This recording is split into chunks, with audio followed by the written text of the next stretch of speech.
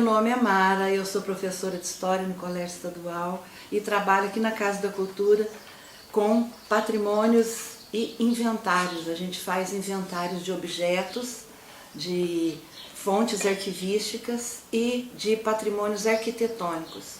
Então, numa dessa de fazer inventário, eu tive a oportunidade de ver que foi feito um inventário da Casa dos Leões, lá na Cotia. Então, a Casa dos Leões foi construída pelo Barão da Cotia, João Pinto Dias. Ele não nasceu aqui, ele era o Barão da Cotia.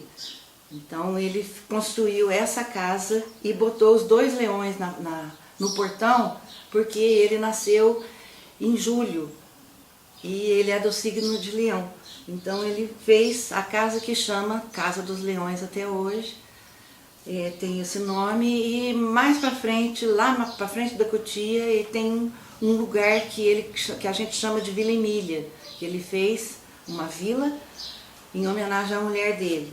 Então, conta a lenda, as minhas crianças, meus alunos contam que tem gente que grita, que arrasta corrente, porque lá tem muitos corpos enterrados num poço. Porque diz que o Barão da Cotia, ele tinha esse lado malvado. Quem era contra ele, ele mandava matar e jogava no poço. Da mesma forma, com a mesma intensidade, ele tem um lado generoso. O terreno onde hoje é o Hospital São Sebastião era dele também. Ele doou para ser hospital, o Hospital São Sebastião. Então, a Cotia chama Cotia por ele, Barão da Cotia. Uma pessoa que ele não admitia erro, né? A pessoa ia fazer um serviço para ele e errava, ele repunia, e se a pessoa resmungasse ou falasse qualquer coisa, ele enfiava a mão na orelha. Como se diz, enfiava a mão na orelha. E ele era um homem com instinto de mal, fazia esse mal. Era respeitado porque ele não admitia isso, aquilo. E tinha o pessoal que trabalhava com ele, naquela época, diziam assim, jagunço. Sobre essa questão de jagunço eu não sei. E nunca me falaram nada se jagunço. Se mandou matar alguém, você nunca... Né? Mas que ele era rodeado por esse povo, era. E os filhos, o homem, apanhavam demais, ele era mau, se ele falasse, não faça isso, não faça. E assim diziam os parentes mais velhos, e esses filhos homens ficaram meio com problema mental, por questão de apanhar muito dele. Já a Magnólia, ele tinha o maior carinho com ela. Por ser filha mulher, né? Tinha o maior carinho com ela. Já o filho homem, um até desapareceu, depois o outro também desapareceu. Esse que era o mais novo, que chamava Joãozinho, esse viveu muitos anos em Belo Horizonte. Essa irmã dele, a Magnólia, como se diz, a baronesa, né, na época chamava baronesa, ela tirou ele do manicômio. Já estava bem melhor, os médicos achavam que devia levar ele, porque era muito agarrado com ela, e foi. Ele viveu muitos anos. Ele tinha uma casinha no fundo da casa dela, e o franqueiro, marido dela, mexia um canaril, né? E um quarto bem arrumado.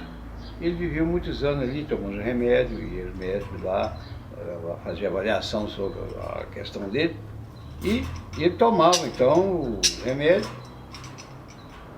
A última vez que eu tive com ele, era uns 15 anos mais ou menos. Eu trabalhava no INCRA, eu trabalhava na prefeitura, mas eu era do INCRA, né? E quando eu ia lá em Belo Horizonte, resolvi o problema sério lá no INCRA, eu aproveitava e ia lá. E tive com ele a última vez, eu estava fazendo, Joãozinho, teu primo aqui, 3 cações, eu falei, Durante muitos anos trabalhei na Casa da Cultura Godofredo Rangel de Três Corações. A história da Casa dos Leões mistura ficção e realidade. É uma história fascinante que intriga e foi sempre um motivo de pesquisas, de curiosidades e de cultura nossa, porque ela registra a história ou a história de Três Corações.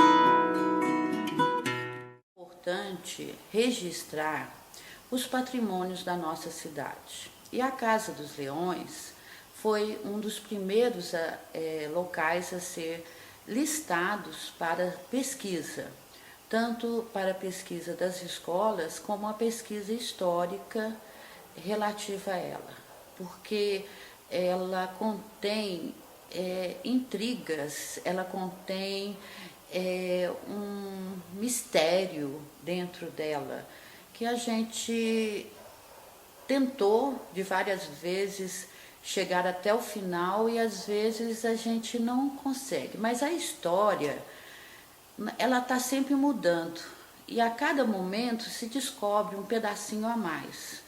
Então, o fascinante de registrar a história e de pesquisar é isso, a história é feita por nós e sempre está na nossa lembrança.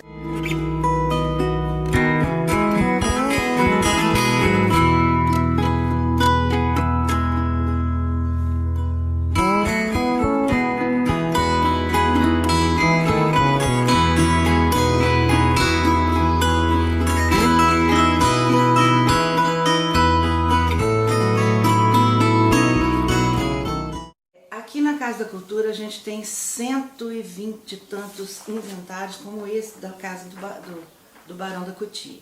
A gente trabalha com o IEFA, Instituto Estadual de Patrimônio Histórico e Arquitetônico.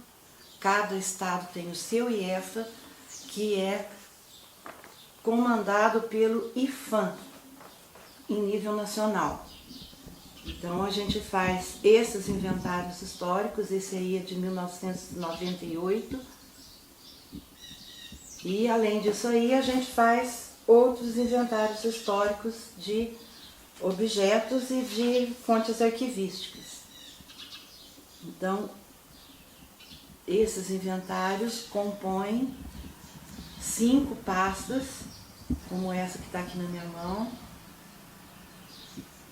de residências ou estruturas arquitetônicas que significam alguma coisa para a cidade. Tem aqui na casa, aqui a gente tem um registro dos primeiros imigrantes que vieram para Três Corações, num documento único, um livro. Moro aqui ao lado do Salgado dos Leões, a qual o dono, o proprietário do Barão João Pinto, a esposa dele era tia-avó da minha mãe. Então eu sei de alguns casos acontecidos através da minha mãe e de outros parentes que tiveram relação com ele e com a minha tia-avó, né? Então, como eles diziam que o Barão João Pinto era um homem muito, como se diz, poderoso, tinha muito dinheiro, gados, né, fazendas, e na época esse Salgado, que era um dos maiores, mais bonitos prédios da época em Três Corações. E segundo minha mãe dizia, ele era muito mau, porque era já do instinto dele, inclusive ele era do lado daí, nem de Três Corações não era, ele era do lado da cidade de Vaipindi, né? Vaipindi, aquela região lá, e veio para cá por questões da feira de gado. Eu sempre tive curiosidade de saber sobre a história da minha terra. Eu tinha muitos tios do lado da minha mãe e do lado do meu pai. E eles contavam muita coisa do passado e eu ficava encantada com aquilo. Bom, eu tive um tio que foi um dos fundadores da Feira de Gado de Três Corações. E como meu avô era sobrinho dele e trabalhava na feira, ele fazia escrita do frigorífico Goulart, cujo dono morava em Belo Horizonte. E o vovô levava a gente para conhecer a feira, contava a história da feira, e aquilo ali me enchia de encantamento, porque meu pai, sendo fazendeiro, nós lidávamos com o gado da fazenda. E a gente andava a cavalo, levava gado para um pasto, tirava dali, levava para outro. E o nosso relacionamento com o animal sempre foi muito forte. E aquilo para mim era um encantamento. Então, eu comecei, depois que eu fiquei adulta, eu comecei a pesquisar sobre a história da minha terra. Por quê? Existiu, quando eu era criança, um bandido aqui em Três Corações, que eles diziam que era um facínora, que era isso, era aquilo. Mas eu sempre tive uma curiosidade, porque meu pai dizia que ele era do bem. E ele chamava Zequinha Fartura. Ele era um peão, trabalhava na fazenda, e uma forma que ele tinha de agradar as pessoas era matar alguém que estivesse prejudicando essas pessoas. Seu Benefredo de Souza era uma figura que eu admirava muito. Através dele eu tomei conhecimento também de muita coisa. E ele me emprestou livros que ele escreveu, e tudo isso facilitou muito a minha pesquisa.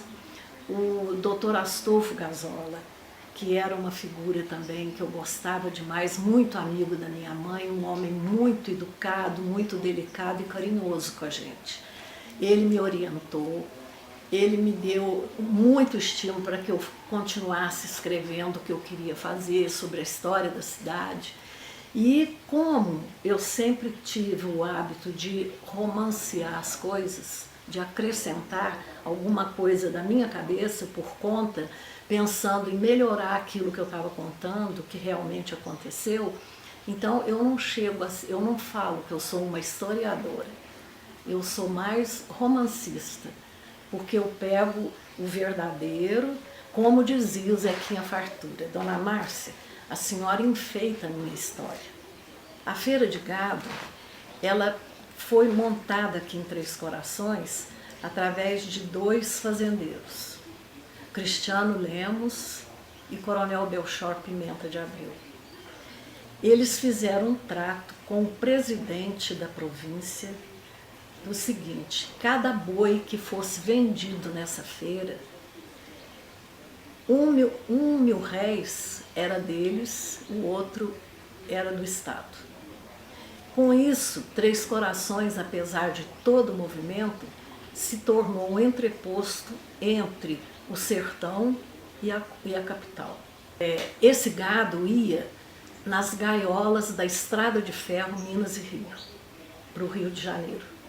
E lá eles eram levados para Três Rios, onde tinha um frigorífico que matava esse gado e era distribuído pelo Brasil afora, principalmente o Exército, que tinha muito interesse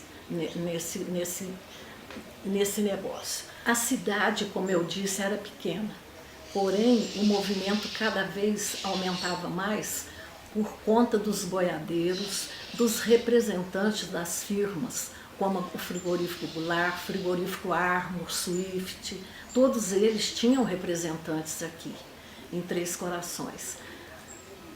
Quando o dinheiro começou a aparecer de uma forma mais exacerbada, o que aconteceu?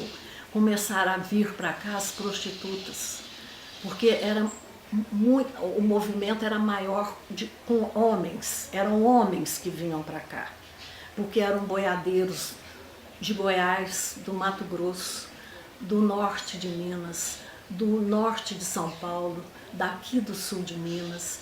Era um movimento intenso e isso atraía muitas mulheres. E elas vinham para cá eram mulheres estrangeiras, muito bonitas, e os cabarés cada vez aumentavam mais, sendo que o principal deles era o cabaré do Mesquitinha, que seria...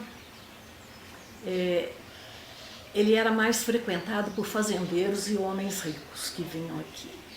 E os outros, tinham vários, eram justamente para os boiadeiros, que eram homens simples, que eram condutores das boiadas. Com esse movimento crescente, o Banco do Brasil fundou aqui a primeira agência do interior no Banco do Brasil, no Brasil. Era, acho que a 12ª, me parece.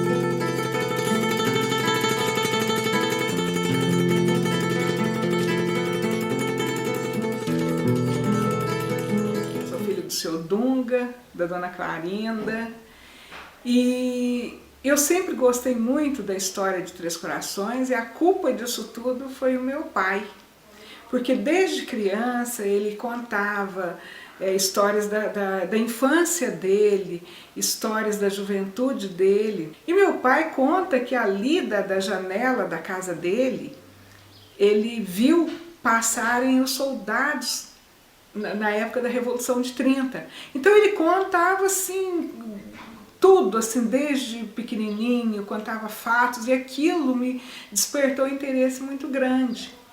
Então eu comecei a pesquisar sobre a história de Três Corações. Eu fui até Mariana buscar o início da história de Três Corações. Eu acho que a hora que o livro sair, muita gente vai ter uma surpresa muito grande, porque eu fui buscar mesmo a fundo em fatos contados em 1800, 1790, por aí. Aquilo eu percebi que Três Corações é uma riqueza enorme, artística e cultural, histórica principalmente. Então, nós temos, por exemplo, na época da Feira do Gado, aqui em Três Corações, que é super famosa, com a Feira do Gado veio uma agência do Banco do Brasil aqui. A gente tinha ali naquela avenida, na Avenida Getúlio Vargas hoje, a gente tinha assim casarões históricos maravilhosos. Infelizmente, por pura ignorância e ganância das pessoas, a maior parte daqueles casarões foi derrubado. E hoje a gente tem o Casarão dos Leões, o Solar dos Leões, que faz parte da nossa história, é uma fonte viva da história tricordiana. O casarão ficava num local que era um local quase ermo, porque o Barão da Cutia, ele morou primeiro na casinha do lado. Aquela casinha do lado é mais antiga, o casarão foi construído em 1925. E o barão então passou a morar nesse casarão com a família, a dona Emília, a esposa dele, tinha os 4 filhos, o Agissé, Filadelfo, o João e a Magnólia. A Magnólia foi casada com o Francisco Franqueira, que foi prefeito em Três Corações, de 1933 a 1945. Então, conta-se muito sobre o casarão, muito sobre o Barão da Cutia. O Barão da Cutia era famoso pela impetuosidade que ele tinha, pelo jeito dele, assim, muito agressivo, que todos sabiam. Às vezes, eu sinto comigo, com outras pessoas, quando alguém fala da família, fala de alguém que a gente conhece muito, às vezes a gente quer só ver o lado bonzinho,